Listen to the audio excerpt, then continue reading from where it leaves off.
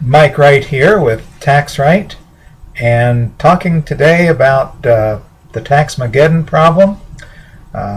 The Republican National Convention ended earlier this week, and this weekend is Labor Day, the traditional start of the political campaign. And I thought it might be a good time to just add some comments regarding changes in the tax law that are likely to be coming up over the next several months. And it's not so much that I can tell you what the changes will be. I can tell you for certain that there will be some changes, and there's several reasons why I'm certain of that. The Republican-controlled House of Representatives has already passed a law to repeal Obamacare. They've already passed the so-called Ryan budget. They've already indicated their desire to rein in taxes, to control spending, to control debt, and to control the national debt. I think that's repetitious, excuse me. But at any rate, that's what they're doing. But my concern is that these actions are simply a sham, because they recognize that there's no way that the Democrat-controlled Senate will pass the laws that they've already passed. So they can go to the campaign and they can say, we did this, we did that, we controlled spending, but because they know they won't be required to put up, they don't have to shut up. The Democrats, on the other hand, that do control the Senate and dramatically oppose the reining in of government spending, because they believe that government spending is the key to stimulating the economy and thereby creating the jobs that people so desperately need, and thereby making the economy work again. They certainly are not going to go along with those programs.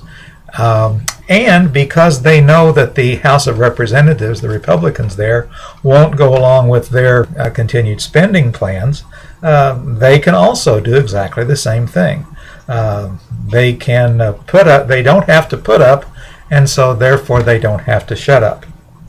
The election will decide this situation, because two things may happen. The party of the presidency may change, and the party that controls the two houses of Congress may change. And my personal opinion is that the presidential election is too close to call. But I do believe that there's a very strong possibility that the things we saw in 2010 will be repeated with the congressional elections, so that the Republicans may well end up with an even larger majority, and the Democrats may a larger majority in the House of Representatives, and the Democrats may end up with an actual majority in the Senate. I'm sorry, I said that backwards. The Republicans may end up with an actual majority in the Senate, so that when the new Congress meets in January of 2013, the Republicans will control both houses. I don't see much chance that the Democrats will take control of the House, but it's possible that they will retain control of the Senate, which will leave us in the same legislative position that we've been for the last for the last 2 years.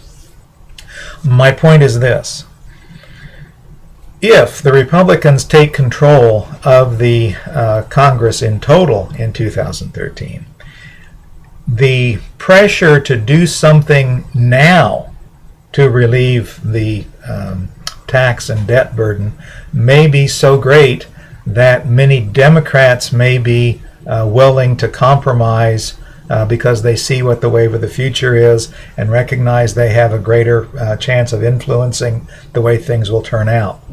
But my fear about something happening in the lame duck session of the Congress, which is only about a month and a half long, is that it will be ill-considered, it will not be appropriate, and that we'll have to go back after the first of the year and do something anyway.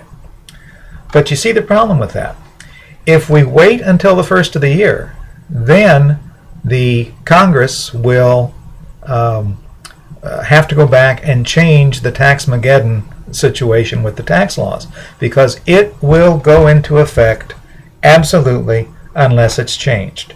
And so on January 1st of 2013, everybody's withholding will go up. we will see the end of the payroll tax holiday, and that will lead to a tremendous crushing blow on the economy. And even if the Congress goes back and fixes it later, it takes months for those things to happen, and so the damage may well have already been done.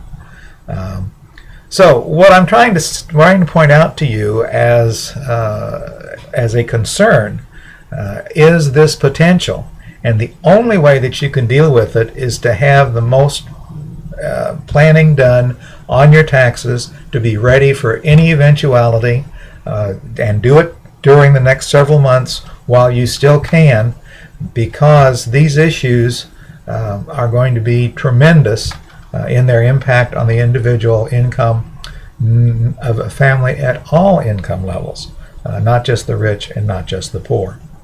Until next time, please be sure to comment, like this video if you would, and if you have any additional questions, I'll be looking for your comments and we'll try to get in touch with you.